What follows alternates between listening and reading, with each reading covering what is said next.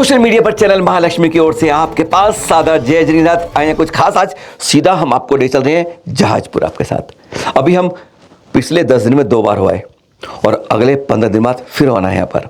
जी हाँ, यहाँ पर राष्ट्रीय पत्रकार सम्मेलन के बारे पर। हाँ, जहाजपुर में आज हमने इस बार जो है माता जी से अलग चर्चा हो रही थी, तो माता जी से अनुरोध किया कि माता जी चलिए उस मूर्ति के पास जो गजब ढाती है, एक एक ऐसी बात जो हैरानगी हो जाती है।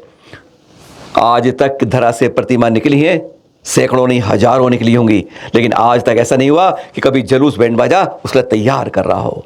ऐसी प्रतिमा नहीं देखी जो कि निकलते निकलते 4 रंग बदल देती हो, कभी हल्की कभी भारी हो जाती हो, कभी जेसीबी इधर से उधर। हाँ, सीधे चलते हैं माता जी के पास, वहीं से करते हैं आपसे सीधी बात। गढ़नी आरिका स्वस्ति भूषण जी को वंदामी करते हुए माता जी आपसे सिर्फ आज यही बात करेंगे, समाज को जागृत करेंगे कि बात क्या थी। कहते हैं पहली बार एक ऐसी प्रतिमा की खुदाई हो रही थी, खुदाई से निकल रही तरह से, जिसके लिए पूरा जुलूस तैयार था, बैंड बाजे तैयार थे। यानी होनी को अनहोनी नहीं, अनहोनी को होनी करने के लिए आज तक ऐसा नहीं हुआ था। पर वह क्या हो रहा था, इधर आपकी तैयारी किसी को सोचा नहीं था, और वह प्रतिमा निकलते निकलते हर रंग बदल रही थी। नीलम की तरह थी, हरे रंग में बदल गई थी, सलेटी रंग से होकर आज की तरह श्याम वर्ण में हो गई थी, जिसके आगे आज हम नतमस्तक हैं। हम सब देख रहे हैं उसको। तो माता जी वो बात क्या थी कि जब इंतजार मालखाने में जाने का हो रहा था, पर जेसीबी चलने की बजाय रुक जाती थी, और जब मंदिर को जाती थी तब क्या होता था, और आप वहां पर ना जाने के आप लाख बहाने बना रही थी, पर उधर खुदाई के बाद वह प्रतिमा चमत्कार दिखा रही थी। ऐसी खास बात क्या थी जो उस दिन हुआ, जो ऐसा कभी नहीं हो रहा था। हमने मूर्तियों को कब्जे में किया, लेकिन भगवान मनुष्यनाथ की प्रतिमा को जेसीबी से जब निकाला गया तो प्रशासन जब कहता कि भगवान को तहसील की तरफ ले चलो तो जेसीबी बंद हो जाती, और जब कहते कि मंदिर की तरफ ले चलो तो जेसीबी चालू हो जाती। बहुत भीड़ लग गई थी, महावीर जयंती का दिन था, तो वैसे ही मंदिरों में भीड़ रहती है। महावीर जयंती का दिन जुलूस निकलता है, और जो प्रतिमा निकली वो भी किस समय निकली, दिन के 12 बजे। जुलूस की तैयारियां चल रही थी, बैंड तैयार थे। आज अतिशय देखो कि भगवान निकलने वाले और बैंड सामने खड़े हैं, बुलाना भी नहीं पड़ा। जुलूस तो निकला, मगर ऐसा जुलूस निकला कि जेसीबी में जुलूस निकला। किसमें जुलूस निकला? वैसे जुलूस कैसे निकलता है, रथ में, और भगवान का जुलूस जी इतनी बड़ी प्रतिमा का तो जुलूस कभी निकलता ही नहीं है। कम, थोड़ा सा कम करो। इतनी बड़ी प्रतिमा का जुलूस तो कभी, लेकिन भगवान का जुलूस निकला, जेसीबी में निकला, झूलते हुए निकले थे। तब नीले रंग के थे। जब ठेले पे रखकर पतली सी गली में लेकर आए तो भगवान हल्के हो गए, और 4 लोगों ने ठेला सहित उठा करके भगवान को मंदिर के अंदर कर दिया। मैं देवली में थी। मुझे सामयिक के पश्चात समाचार मिले कि भगवान भूगर्भ से निकले हैं। इतनी प्रसन्नता, इतनी खुशी कि जैसे मैं सब कुछ कर रही हूँ। इतनी खुशी कभी नहीं हुई मुझे। तो मैंने दोनों दीदियों को मैंने भेजा, मैंने कि जाओ देख कर आओ, दर्शन करके आओ। बाद में पता चला कि प्रशासन प्रतिमाएं ले जा रहा है। आने का कोई विचार नहीं था। 25 तारीख को यहाँ से लोग पहुंचे, बोले माता जी आप चलो। मैंने कहा नहीं, मैं नहीं जा रही, मुझे आगे जाना है, तो लोग तीर्थ जाना है, बड़े गांव जाना है। हाँ, मैं उनको वापस भेज दिया। दूसरे दिन फिर आ गए, बोले माता जी चलो। मैंने कहा रोज रोज मना करना अच्छा नहीं लगता, तो मैंने बहाना बना दिया। मुझे पता था प्रतिमा प्रशासन में जा रही है। मैंने कहा एक प्रतिमा भी मंदिर में रह गई तो मैं आ जाऊंगी, ये बहाना था मेरा। मुझे नहीं आने का बहाना था। मैंने कहा प्रशासन एक बार ले ले, दोबारा बड़ी मुश्किल से मिलती है। तो मैंने कहा बहाना बना दो, भगवान तो चले जाएंगे और मैं आगे निकल जाऊंगी। एक तीसरे दिन फिर पहुंच गए। जैसा कि श्वेतांबर समाज भी यहाँ पर है, उन्होंने एप्लीकेशन लगाई कि ये हमारी प्रतिमा है। तो मैंने शर्त रखी कि एक प्रतिमा मंदिर में रह जाएगी और श्वेतांबर समाज के अध्यक्ष मेरे पास आएंगे तो मैं आ जाऊंगी। मैंने ऐसे कह दिया, क्योंकि दोनों बातें संभव नहीं है, लेकिन दोनों बातें भगवान ने पूरी करी। भगवान को प्रशासन नहीं ले जा पाया और श्वेतांबर जैन समाज के अध्यक्ष ताराचंद जी मुझे लेने के लिए दिल्ली गए। बोले माता जी आप चलो, जो कहोगी वो करूंगा, जहां साइन करने कहोगी वहां करूंगा, आप चलो। पर वो मुझे फिर यहाँ की समाज श्वेतांबर और दिगंबर दोनों समाज मुझे लेकर के आई। और फिर आने के बाद सोचा यूं था, मैं तो बिहार के लिए मैं मंच पे जाके बैठ गई थी। 27 तारीख को बिहार करवाने वाले आ गए थे। आगे जहां स्टॉपेज में रुकना था वहां तैयारी हो गई थी रात्रि विश्राम की। इतने में ये सब लोग पहुंच गए मेरे पास। बोले माता जी आपने कहा था मंदिर में प्रतिमा जी रह जाएंगी तो आप चलोगी। ताराचंद जी बोले आपने कहा था कि आप मैं आऊंगा तो आप चलोगी, आप चलो। हमने सोचू यहाँ जाऊं कि यहाँ जाऊं। टॉक चतुर्मास मेरा लगभग फाइनल था उस समय टॉक में। हाँ मतलब करने का था कि भाव आज वही विहार करना है। फिर मैं आई, मैंने कहा 2-5 दिन देखती हूँ फिर निकल जाऊंगी, ये सोच के आई थी। मेरे आते वहाँ कलेक्टर को पता चल गया कि यहाँ कोई साधु आ गए हैं। तो वहां से समाचार आए, उनसे कहना वो हड़ताल ना करें, हम आपकी प्रतिमा वापस कर देंगे। हाँ आप सुन रहे हैं ना माता जी से। हाँ माता जी, फिर प्रशासन में ऐसी दहशत क्या हो गई थी, घबराहट भी हो गई थी कि वहां पर प्रतिमा के कारण कि भैया हड़ताल नहीं करें। जलूस था, बैंड बाजे थे, सब कुछ था, पर हड़ताल की तो आपने सोची नहीं थी। फिर माता जी ऐसा क्या हो गया था कि जेसीबी जब उनकी तरफ जाती थी तो बंद हो जाती थी, मंदिर की तरफ आती थी चल पड़ती थी। ऐसे चमत्कार कि जब प्रतिमा 100 उठाते हिलती नहीं थी और 4 उठा के चल देती थी। आखिर ऐसा क्या कर दिया माता जी आपके अंदर कि आप फिर ना जाने के बहाने करने वाली पहुंच गई थी आप वहां पर। समाज में आपने बताया था पहले भी कि जब प्रवचन करते थे तो 3 लोग नहीं 3 समाज वाले ही होते थे। ऐसी कहावत क्या है कि फिर एक की जगह दिन में 4 प्रवचन होते थे। माता जी आप जरा बताए तो सही। मेरे को कोई विचार ही नहीं था हड़ताल वगैरह का, लेकिन वहां तो जो अतिशय सारे हो रहे थे अपने आप, है ना। अब इसके पश्चात जो है महावीर जयंती को निकली थी और शुद्ध पंचमी को सारी प्रतिमा। उसके पश्चात फिर जून के महीने में मैंने 3 दिन का प्रोग्राम रखा, शायद आप लोग भी आए हों उसमें। 3 दिन का वो स्कूल में प्रोग्राम महामस्तकाभिषेक का किया था, उसमें सबको बुलाया मैंने। फिर मैंने सोचा अब चली जाऊं मैं, अब गांव वाले जिद पकड़ गए, नहीं आपको तो चतुर्मास करना है। आचार्य श्री ज्ञान सागर जी महाराज का भी आशीर्वाद आ गया, बोले यही करो चतुर्मास। अब न रहने की जगह, एक कमरा, मंदिर की दीवार से लगा हुआ एक कमरा, अब न दीदियों की नहाने की जगह, न रहने की, कुछ नहीं, कोई धर्मशाला नहीं, कोई कमरा नहीं। फिर भी मैंने हाँ भर दी क्योंकि आचार्य जी की आज्ञा आ गई थी, कुछ भी हो करना है। और उस समय प्रवचन में मात्र 3 पुरुष आते थे और 8-10 महिलाएं आती थी बस। एक श्वेतांबर ताराचंद जी, एक दिगंबर और एक अपने हिंदू समाज के थे। 3 पुरुष, 3 समाज आती थी पूरी प्रवचन सुनने, है ना।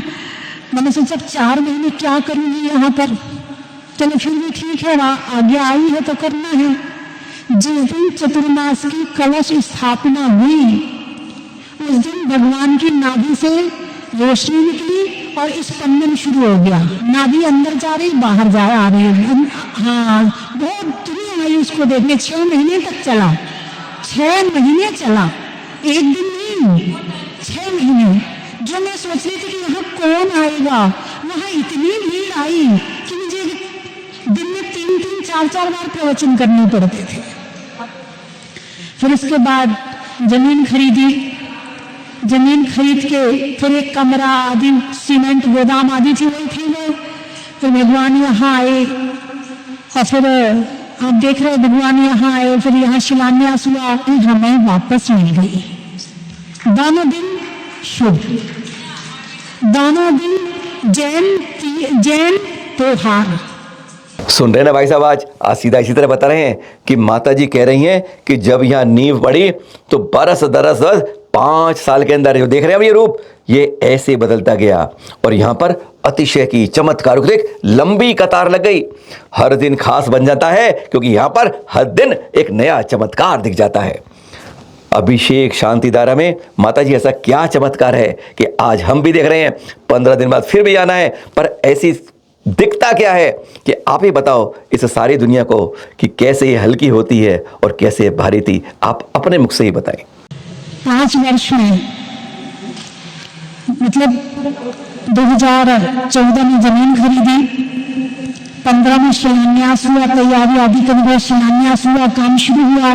15, 16, 18 और 19 और 20 की 31 जनवरी से 7 फरवरी तक पंचकल्याण हो गए और उसके बाद कोरोना आ गया।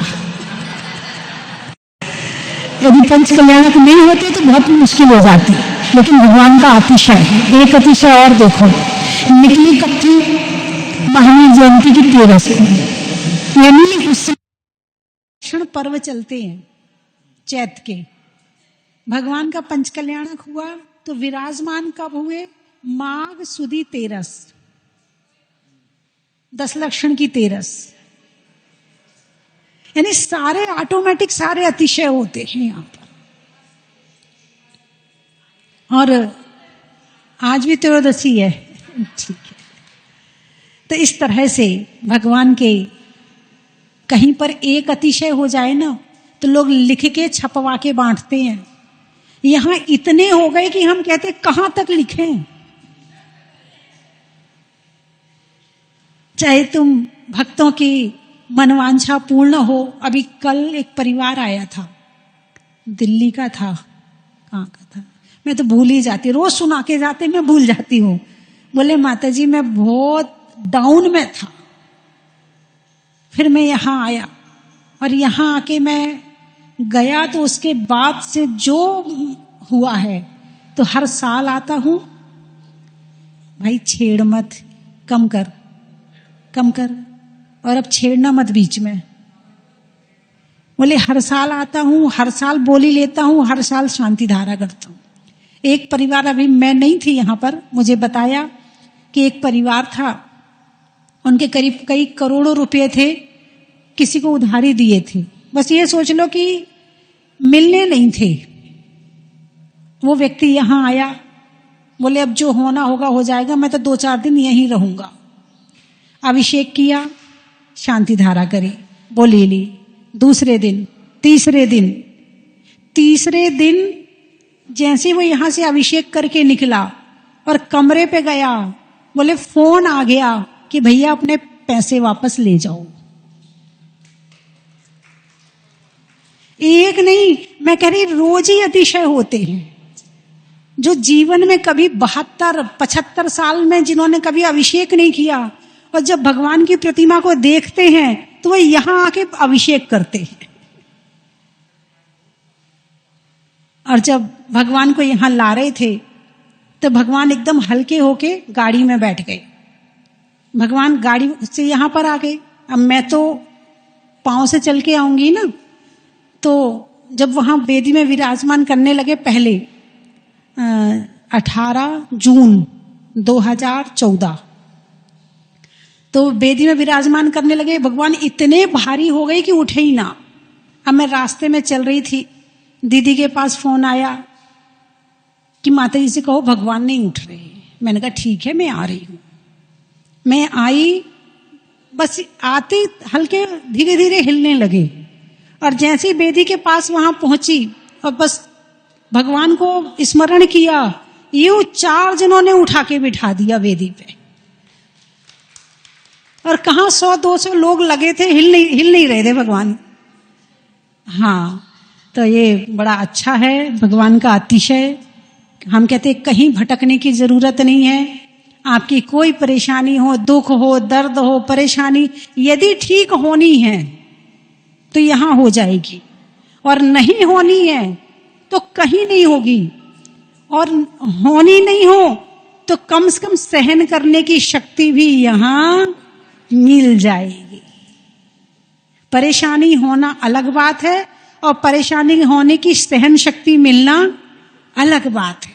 तो जो कुछ मिलेगा इसी दर से मिलेगा, आपको कहीं भटकने की जरूरत नहीं है। ऐसे अतिशयकारी भगवान हम सबके काल में, हम सबको दर्शन देने के लिए, हम सबकी भक्ति को बढ़ाने के लिए, हम सबके धर्म को बढ़ाने के लिए और हम सबके संकट को दूर करने के लिए भूगर्भ से प्रकट हुए। ना जाने कब से दबे होंगे जमीन में।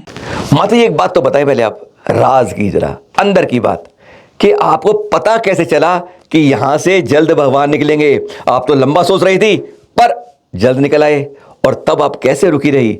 आखिर हम भी हैरान हैं कि ऐसे धारा से भगवान निकलने वाले हैं, ये आपको कैसे मालूम चला? और एक नहीं 15 प्रतिमाएं निकली थी। और इसी रोड से मैं निकली थी जब मैं सबसे पहले आई थी यहाँ जहाजपुर में। तो यही 28 का पर्व था, मार्च का महीना था, 18-19 मार्च की। 19 मार्च को मैंने प्रवेश किया था जहाजपुर में और 23 अप्रैल को निकले थे। तो मार्च में पहले आ गई थी और यहाँ कह के गई थी कि भगवान यहाँ निकलेंगे, कह के गई थी, मगर ये पता नहीं चला कि इतनी जल्दी निकल जाएंगे। मैं निकली और भगवान निकले, और फिर भगवान ने वापस मुझे बुलाया। फिर तो मैंने यहाँ से कई बार निकलने का प्रयास किया, लेकिन कभी बीमार हो जाती, कभी कुछ हो जाता, कभी कुछ हो जाता। मैं जब तक भगवान की सेवा पूरी नहीं हुई तब तक मैं जा नहीं पाई, और जब पूरी हो गई तो अब 3 वर्ष बाद मैं लौट के आई हूँ। फिर मैं चली गई थी, अब फिर सेवा का अवसर मिला, फिर सेवा करूँगी, फिर चली जाऊँगी, है ना। तो जो भी यहाँ आता है, कोई ऐसा नहीं होगा जो ये ना कहे कि यहाँ आने के बाद मुझे अच्छा नहीं लगा।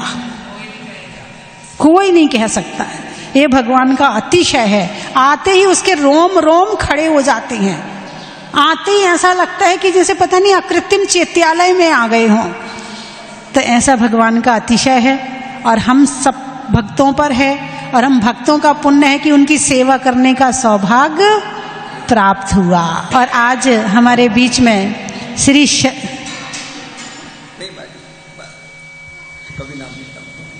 शरद जी आए हुए हैं। आप जानते हैं? अच्छा, जानते भी हैं और सुनते भी हैं। महालक्ष्मी चैनल, क्या बात। देखो, मुझे बताने की जरूरत नहीं है, आपको सभी जानते हैं। आप छुप भी जाओगे तो भी आपको पहचान है जो कि हमारे जैन समाज की एक शान है, एक हस्ती है जिसे सभी पहचानते हैं। जरूरी नहीं कि पैसे के कारण ही इंसान को पहचाना जाए, यदि अच्छे काम किए जाएं तो भी हर कोई जानता है और मानता है। और माता जी चैनल महालक्ष्मी में कुछ बोलती जा रही ज़्यादा, हमने हाथ जोड़े, मैंने कहा माता जी नहीं कोई नाम मत बोलिए, आपने सुन भी लिया होगा। पर हम सीधा पहुंच गए। अब बाहर से एक बार मुस्कुरा कर देख रहे थे। पानी के जहाज तो आपने समुद्र में देखे होंगे, पर यहाँ पर जहाजपुर में जहाज देख रहे थे। छिन्न जिनालय का यह जहाज जैसे समुद्र में तैरता है, बिल्कुल उसी की परिक्रमा में आज राजस्थान नहीं पूरे विश्व में इसका नाम गूंजता है। देखकर गदगद थे, और फिर मन किया कि एक बार, आप में से बहुत कम जात पाते होंगे, ऊपर भी चलते हैं, सबसे ऊपर जहाँ पर 24 बनी है, बस वहीं देखते हैं। एक बार आते हैं, बार बार, अरे चैनल महालक्ष्मी को भी 2 बार अभी पिछले 15 दिन में हो आए हैं, अब फिर जाएंगे 22 तारीख को। पर हाँ, पहले देखे सही ऊपर है क्या। विश्वास मानिए, सच बोलेंगे, हम यहाँ पर 4-5 बार आ चुके थे, लेकिन आज तक ऊपर नहीं आ पाए थे। और आज देखा 3 शिविरों के साथ इस 24 को गदगद हो गए थे। दृश्य ऐसे चारों तरफ देखें और ज़्यादा खुशी से इजहार होगा, कहते हैं प्रकृति का सरोबार होगा। माता जी ने जो मेहनत करी है ना इस तीर्थ को बनाने के लिए, कहते हैं बुरा मत मानिएगा, आज महावीर जी को टक्कर दे रहा है पूरे देश में, आज इसका नाम गूंज रहा है। यह तीर्थ एक बार आते हैं, गदगद जाते हैं। मुनि सूरत भगवान की जो प्रतिमा है उसका अभिषेक शांति धारा क्या गजब दिखाता है। दूसरों की मत सुनो जो माती ने बताया, अपने अनुभव में तरोताजा हो जाता है। इस जहाजपुर के जहाज से निकलते ही हम सावधे संत भवन में पहुंचे, माती दर्शन करने पर यह नजर सामने यहाँ गुल्लक पर पड़ गई, पड़ी नहीं, नजर अटक गई। भारतवर्षीय दिगंबर जैन तीर्थ क्षेत्र कमेटी का यह दान पेटी हर तीर्थ मंदिर पर होनी चाहिए। आप आते हैं तीर्थ पर दान देते हैं तो यह दान इस तीर्थ पर ही नहीं 350 तीर्थों का जीर्णोद्धार करने के लिए वह पुण्य मिलता है। कहते हैं एक का नहीं 350 का अधिकारी बन जाते हैं। यह दृश्य हैं जब वहाँ पहुँचे थे और इसको देखकर हम खुश हो रहे थे कि इस तरह के जीर्णोद्धार की कल्पना जो साकार की जा रही है तीर्थ क्षेत्र कमेटी द्वारा, हर के पुण्य को एक वर्धन कर रही है। अगर आपके क्षेत्र में नहीं है तो संपर्क कर सकते हैं। हाँ, आपसे कहा ना हमने कि हमें दोबारा आना है यहाँ 22 और 23 मार्च को पत्रकार सम्मेलन भारतवर्षीय दिगंबर जैन तीर्थ क्षेत्र कमेटी आयोजित कर रही है, तत्वाधान के अंदर उनके अंदर हो रहा है। और हाँ, राष्ट्रीय पत्रकार संघ है उसका सहयोग मिला है, और भी अन्य पत्रकार जो भी आप में से जो भी पत्रकारिता में हैं, दिगंबर जैन पत्रकारिता के साथ हैं, उन सबको आमंत्रण है ये वहाँ आने के लिए। पर ध्यान रहिए, एंट्री बगैर रजिस्ट्रेशन कार्ड के नहीं होगी। आप हमारे नंबर पे संपर्क कर सकते हैं, नंबर तो जानते ही चैनल में नहीं, आप हम आपसे जानकारी लेंगे और आप वास्तव में अपने तीर्थों के उद्धार के लिए, तीर्थों के जीर्णोद्धार के लिए और पत्रकार के रूप में क्योंकि 125 साल पूरे होने वाले हैं तीर्थ क्षेत्र कमेटी के। 22 अक्टूबर 2026 से 22 अक्टूबर 2027 एक बड़ा कार्यक्रम होगा, पर उसकी शुरुआत में गढ़नियारी का स्वस्ति पूजन माता जी के सानिध्य से इसका कहते हैं गुंजायमान शंखनाद यहीं से होगा 22-23 मार्च को। पर उसके लिए टाइम ज़्यादा नहीं है, आपको तुरंत संपर्क करना होगा जिससे हम आपके बारे में जानकारी लेकर आपके कार्ड की तैयारी कर सकें, आपकी व्यवस्था बना सकें। दिगंबर जैन पत्रकार जो वास्तव में तैयार हैं अपने तीर्थों के सुरक्षण संवर्धन के लिए, उनके लिए यह आमंत्रण है। सादर जय जिनेंद्र।